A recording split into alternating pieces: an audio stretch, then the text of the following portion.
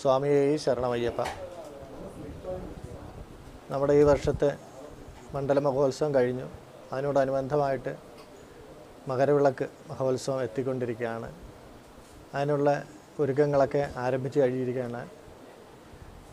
നമുക്ക് രണ്ട് കാലങ്ങളാണ്, ഉത്തരായന കാലവും ദക്ഷിണായന കാലവും. ആ ദക്ഷിണായന കാലം കഴിഞ്ഞ് ഉത്തരായന കാലം, ദേവകാലം തുടങ്ങിയായി.